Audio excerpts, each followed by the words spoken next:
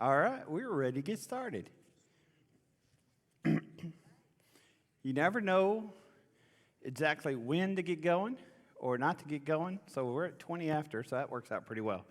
Turn in your Bible, Genesis 49 and verse 19.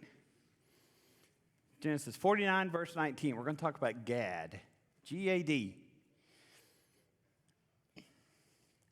Now, as you know, we're going through Genesis 49 and studying the prophecy of each tribe, of the 12 tribes of Israel, or Jacob. What happens here in Genesis 49 is Jacob is nearing the end of his life. As a matter of fact, he's on his bed. He has to use a staff to get up, to stand, to be able to speak and bless each son. And as he blesses each son, he speaks prophetically of what that son's progeny or children or tribe is going to accomplish and to do. And so that's what you see as we go through here. Now, Genesis 49 and verse 19, Gad will be attacked by a band of raiders, but he will attack them at their heels. All right, as I was putting this together, I read that and I thought, oh my goodness, I don't fill 45 minutes up with that. How do we do it, you know?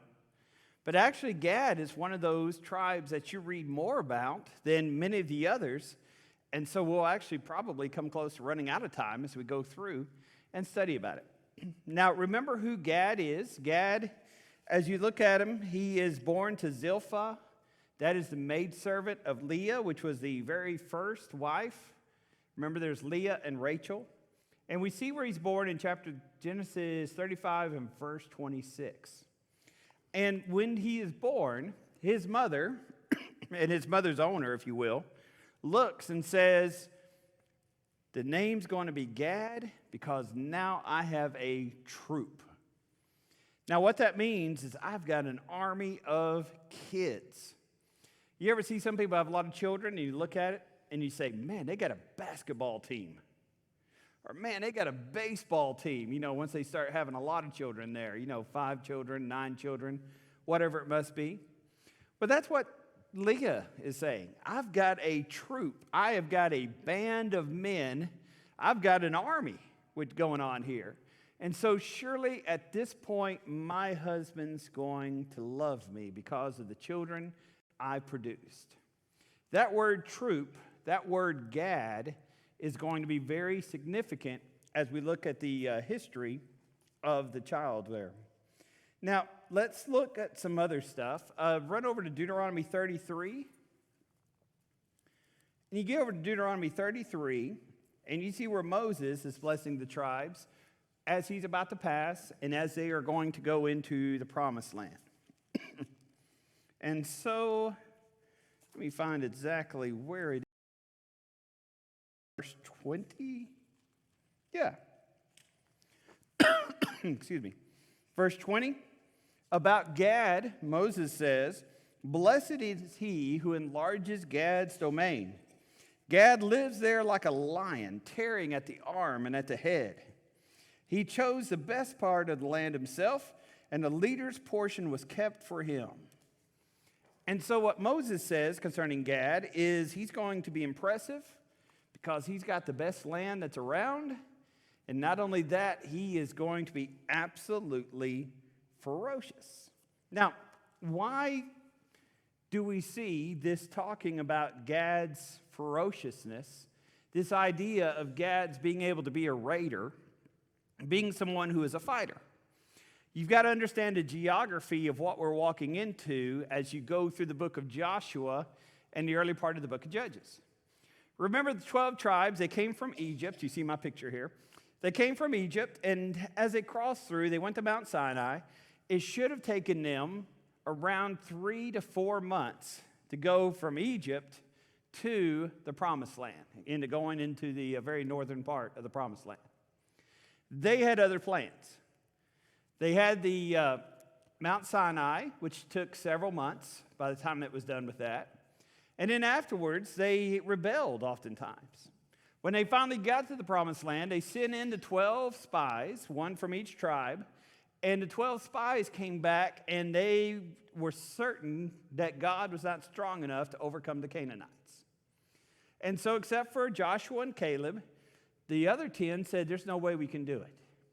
And so for 40 years, because of their unfaithfulness, they wandered through the wilderness until all that generation was past. And only Joshua and Caleb of the previous generation were able to enter into the promised land. Instead of going into the north side, which they had gone before, now they went around through the side where Jericho is, and they went from, take me a second here, east to west. As you read through the book of Judges, or Joshua, you see where they conquer the middle, then they conquer the south, then they conquer the north. Excuse me. Conquer the middle, then the north, then the south. Sorry about that. And so as they are going to go in, some of the tribes, especially the herding tribes, those who have, lots of goats, lots of cattle, things such as that, look around and they say, there's a lot of grassland here. It's really flat, really nice. This would be a great place to grow our cattle. And so 3 tribes, the half tribe of Manasseh, Gad, and Asher, say, we want to stay on this side. Moses says, listen, the promised land is across the river. And they said, we understand that, but we want to stay on this side. Well, that worked well. Of course, they sent their fighting armies over to conquer the land and everything else, and they came back, and then they had their land. But there's an issue. And the issue is where they're at is flat. And that's the reason they picked it. But the other issue is there's no discernible boundary that's around it. You ever traveled down the interstate going, I think it's I-24, as you're over in southeast Tennessee? At one moment you're in Georgia, one moment you're in Tennessee. One moment you're in Georgia, one moment you're in Tennessee. It just goes back and forth and back and forth. And there's several places like that where you go in and out, and you really never know exactly where you are unless you're really paying close attention to the signs. I guess the police cars have a little bit different color, but you just hardly ever know because there's no discernible boundary. That's what happened to Gad. Gad is left out in the open. The rest of the tribes, if someone's going to invade, they got to get across the Jordan River.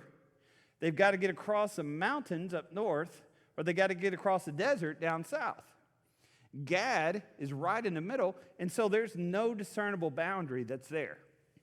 And so when somebody can sneak up and attack you at any moment, when you are the outside frontier of your nation, you better learn how to fight.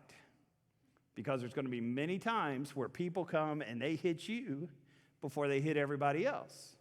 And so Gad is a play on words. It means army, troop.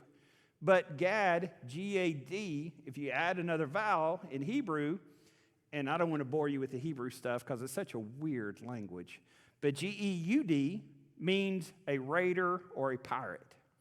What Gad oftentimes would do is allow somebody to come in and conquer, and then guerrilla warfare, and they would fight right back and tear at them, tear at the head, tear at the arm like a lion would, like a wild beast, until those people couldn't take it anymore, and they'd run back away.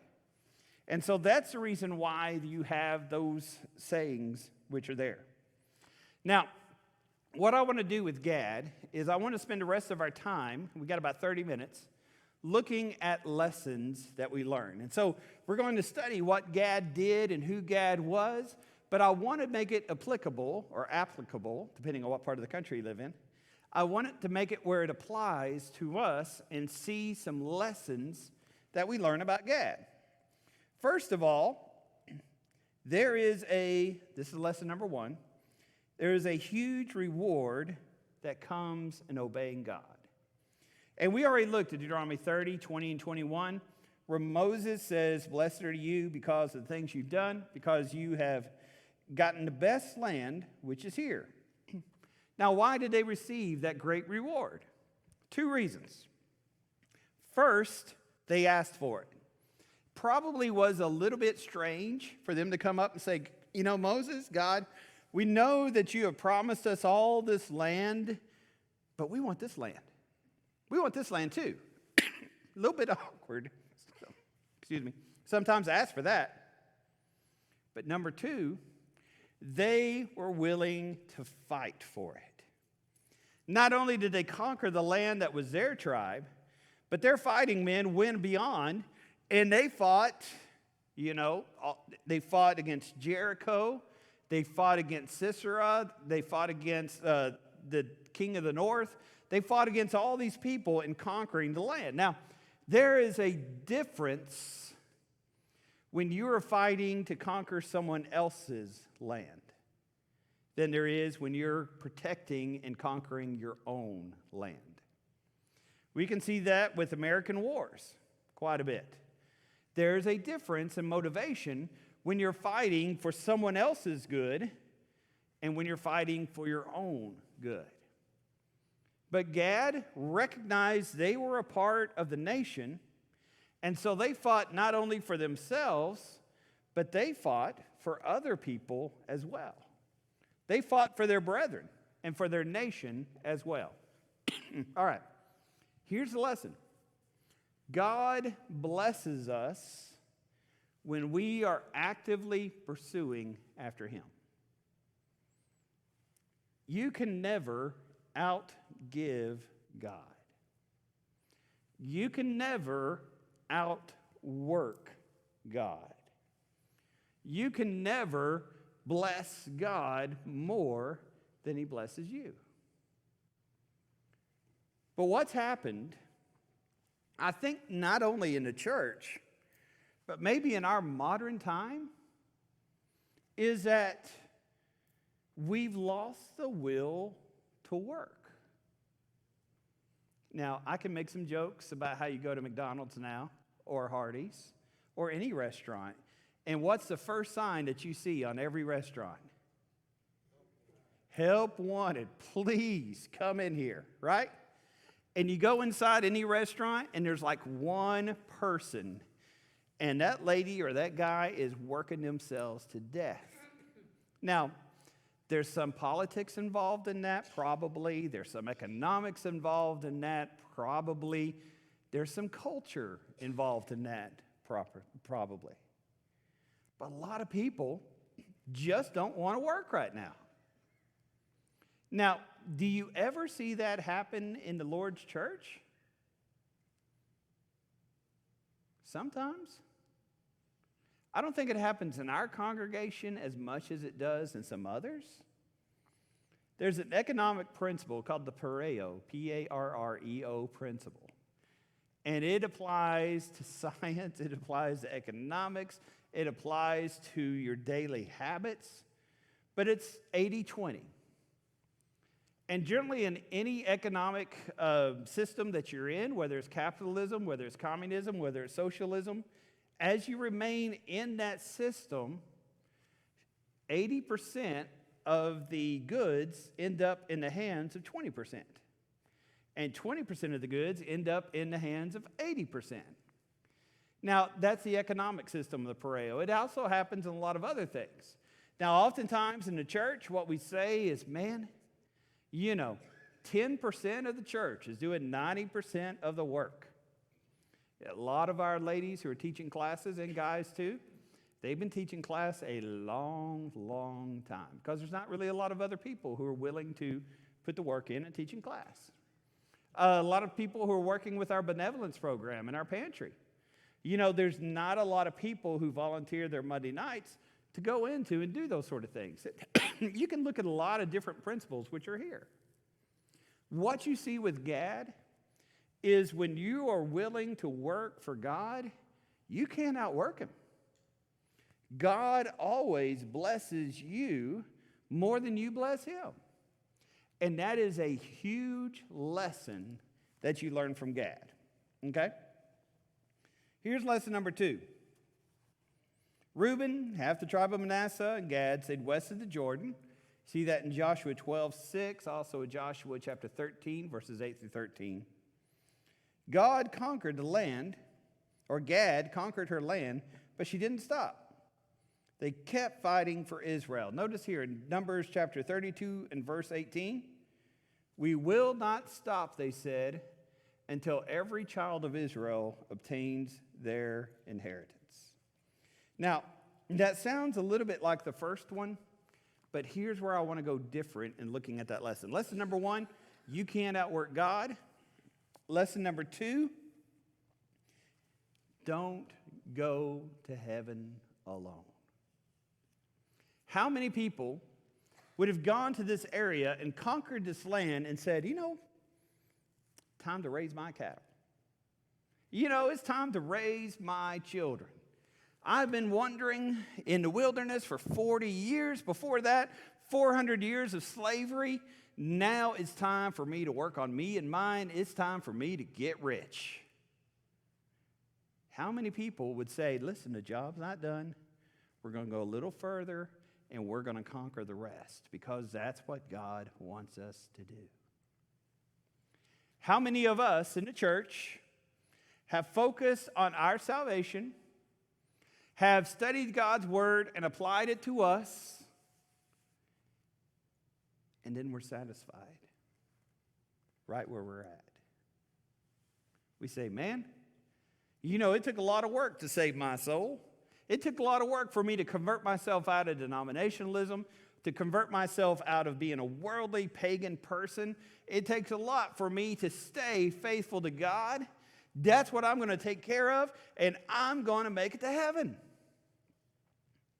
Every preacher is known for different sayings and different wordings and such. I hope that one of the sayings you remember of me whenever I'm gone is this: don't go to heaven alone. Don't go to heaven by yourself.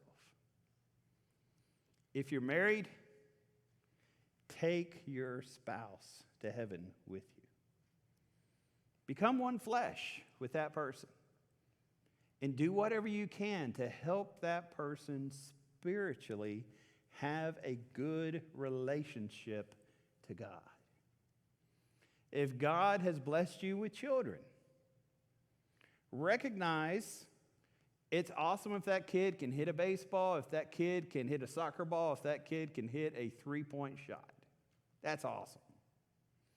It is awesome if they grow up and they pay for your retirement. That's one of my goals. Surely one of these 5 kids is going to make it to pay for me. You know what you need to do as a parent? Get your kid to heaven.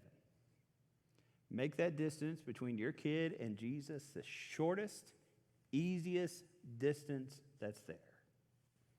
How do you do it? I can't say I'm an expert, but you create good habits. Make it natural to come to church and to come to church stuff. How do you do it?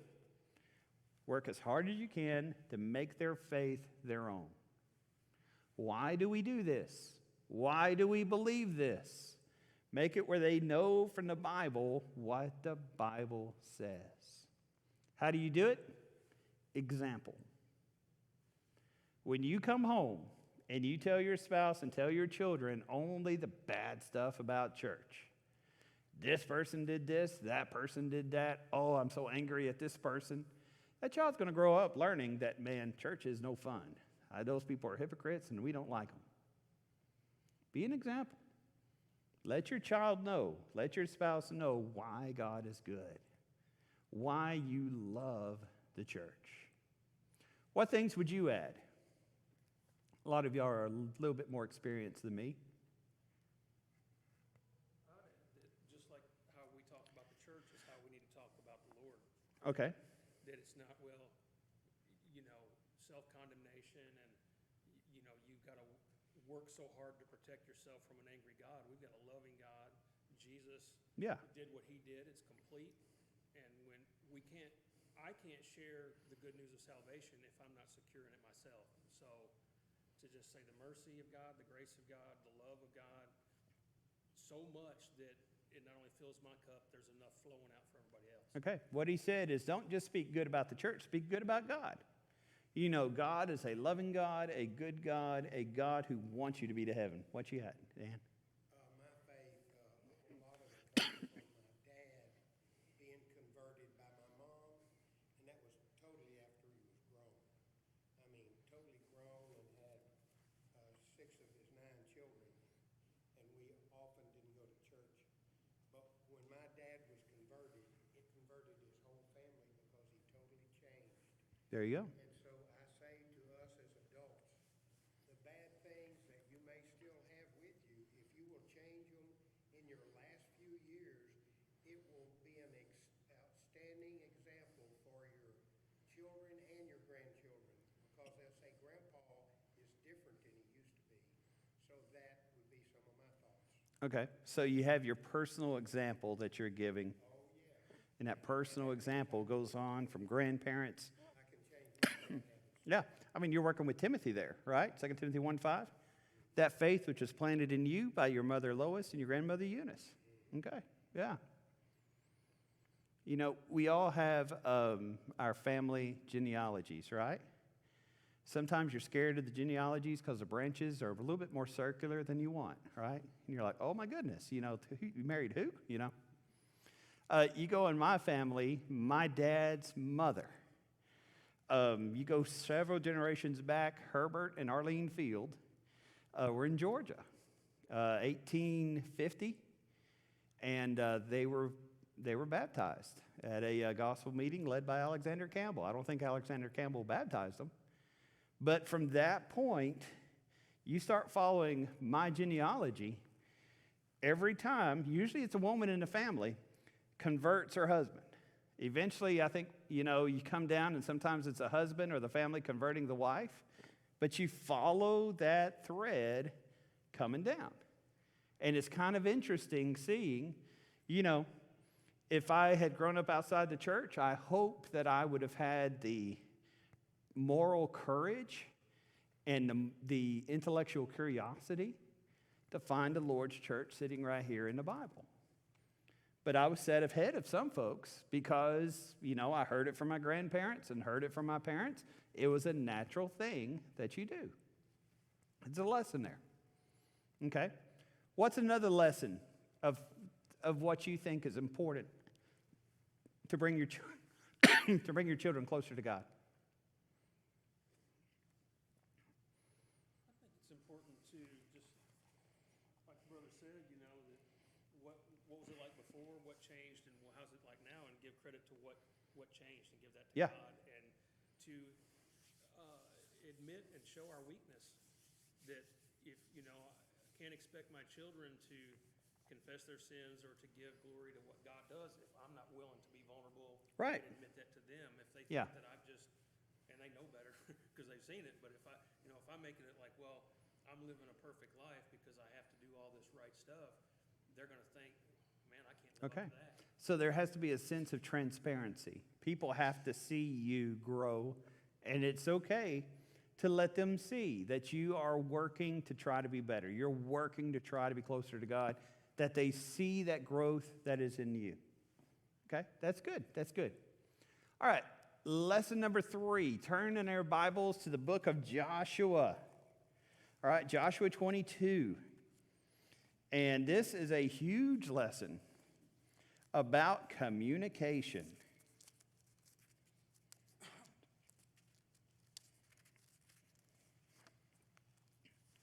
It's the very last part here.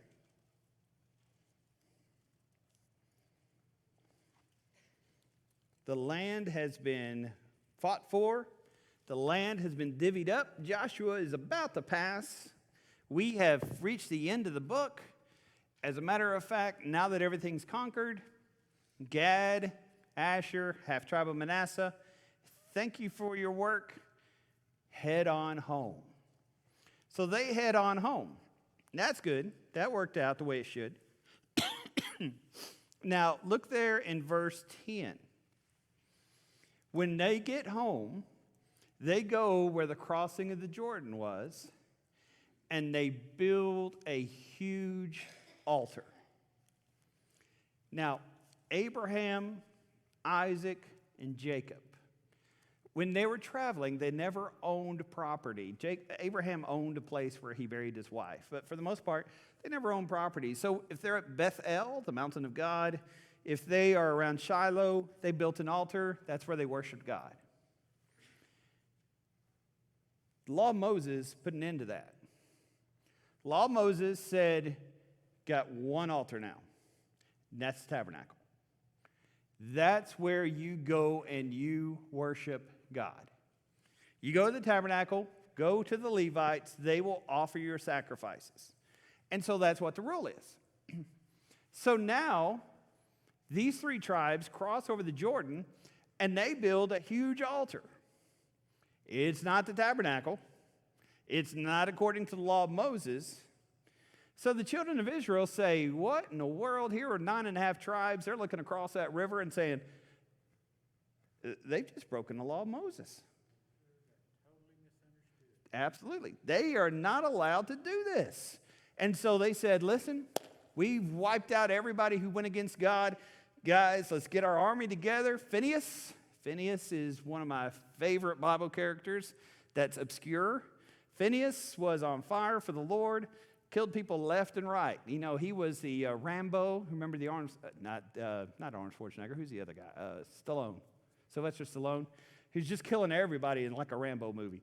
That's Phineas. And Phineas is like, all right, get everybody together. Let's go to war. We're not going to let somebody go against God's word.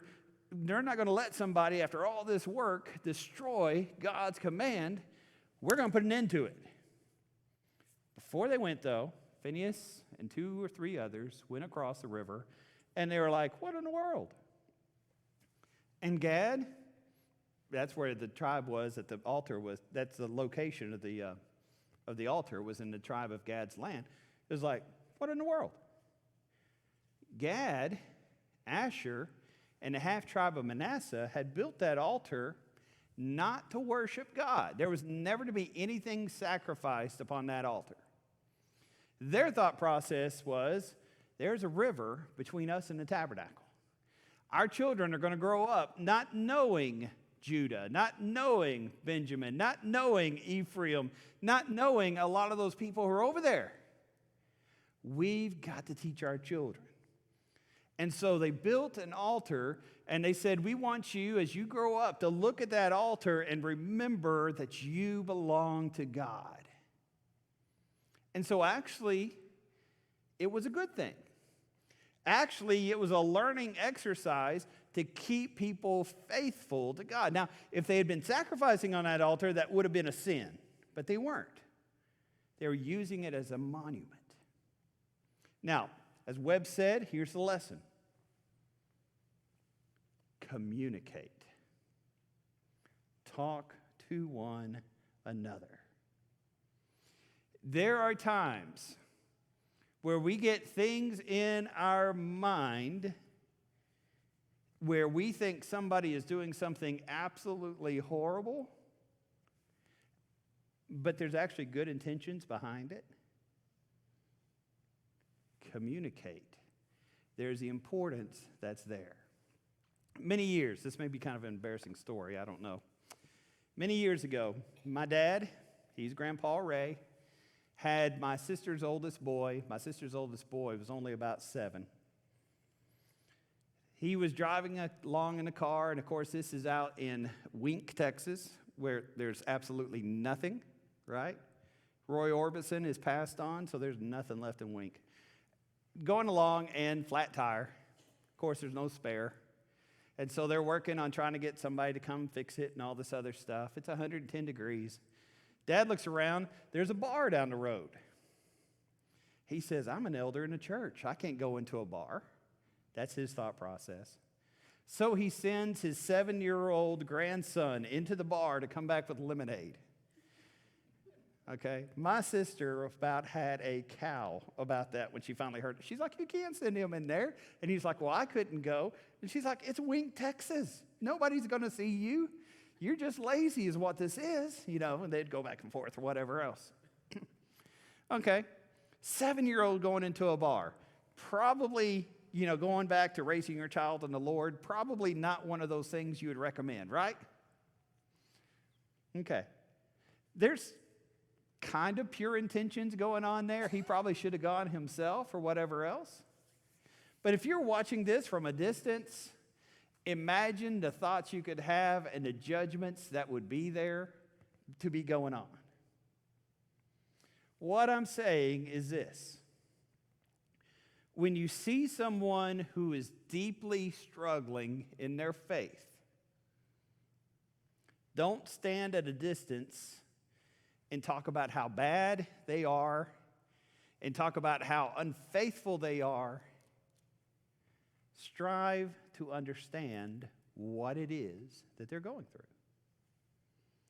When you see people who politically don't agree with you and they absolutely vote for the wrong person, and you're like, how in the world can somebody politically be that wrong? Don't just sit back and judge. Communicate. Why is it that they believe what they believe? Why is it that they're pushing what they're pushing? Communication is more than just words. There's body language. There's eye contact. And there's background. When someone's angry, ask yourself, why are they saying what they're saying? What is the background that's going on here? A lot of people would have died in this war because Gad was very, very good at fighting. A lot of people would have died in this war because Gad was very, very outnumbered. But because Phinehas went over the river first to talk to these people, they found out actually they're on the same team. They found out actually both could understand where the other people were coming from. Now, what's the Bible teach us in Matthew 18? If you have aught with a brother, whatever in the world that means, if you have an issue with a brother, thou shalt go on Facebook. All right, that's one of those newer translations, right? If you have issue with a brother, go and tell everybody else about how dumb that brother. No, that's not what it says. That's the wrong translation too. What's it say? If you have issue with a brother, go to that person, communicate. But that's hard to do because we don't like confrontation. We like the passive-aggressive stuff. That's a lot more fun. Jesus says, you got a problem with a brother? Go to that person. Talk to that person. Make things right. If it escalates, you work the system. Bring somebody else that they respect. Take it to the church. Do what you can to make things right. But first and foremost, the importance of communication. The lesson there, that third lesson. Believe what is best in other people. They were looking at what was bad. Gad built an altar. Believe what is best until it's disproven. Okay? Now lesson number 4. Oh, your friends determine your fate. When you run over to 1 Chronicles chapter 5, and if you have trouble finding 1 Chronicles, let me help you out. It's right in front of 2 Chronicles. Okay? 1 Chronicles chapter 5. You start seeing where they're numbering out all these people. Here we are. We're talking about in verse 11. Let's talk about some background first. In 1 Kings 15:29, we see where in 722, Assyria comes and they conquer the northern 10 tribes and carry them into captivity. Now, Assyria had this habit of saying, listen, people will fight for their homeland, but nowhere else. So they would take the Gadites and they would take them over to, Turkey, and they would take the Ephraimites and they would take them over to Iran, and they would take these. And the idea was, if you went somewhere and you couldn't speak the language, and they worshiped different gods, and they wore different clothes, it's hard for you to join up with other people and rebel.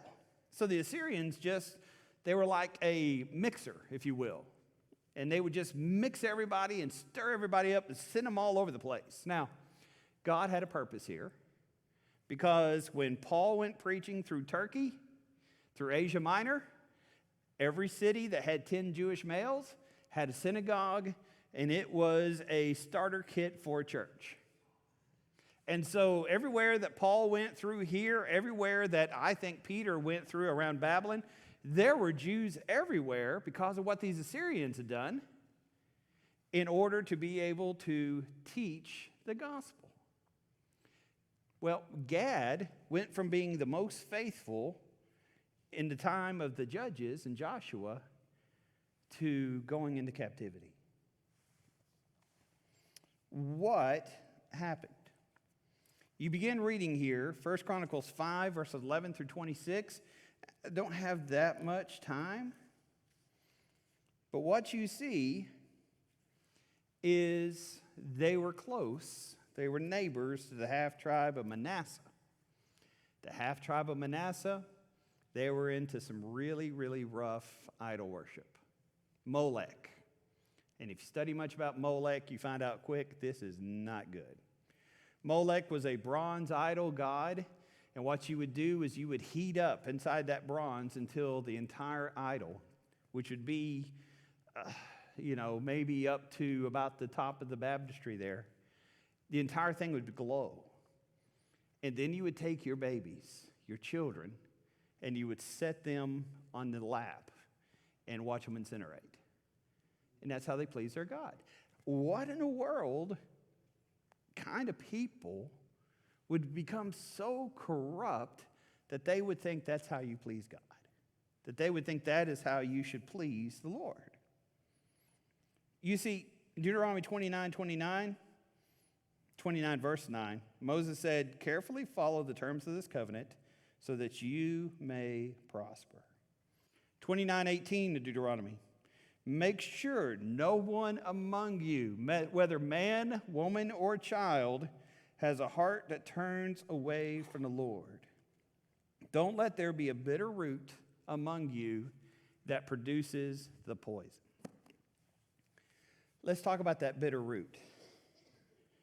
I, for many years, served as a scoutmaster. It was fun. It was an opportunity to go camping with my boys and with other boys too.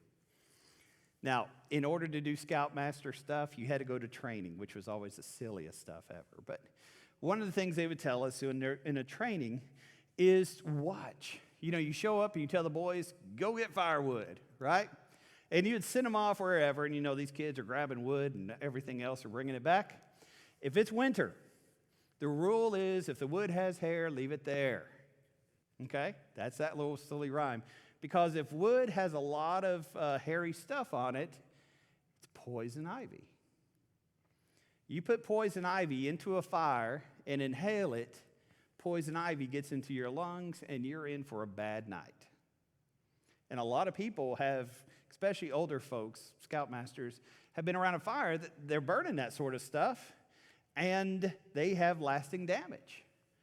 Most of the wood may be good, but if you have some of that, stuff there. All right, bring that back to Bible days, and they're working on the soups, okay? You have your different herbs that you would drop into the pot, and, you're making your pot, which is there, which you're going to eat, your broth or soup or whatever it may be.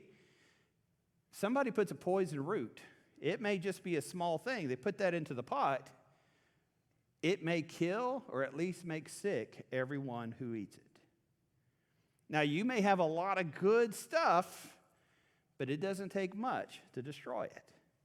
That's where you see that bitter root of envy, which comes in the book of Hebrews. That's where you see that bitter root that Moses is talking about.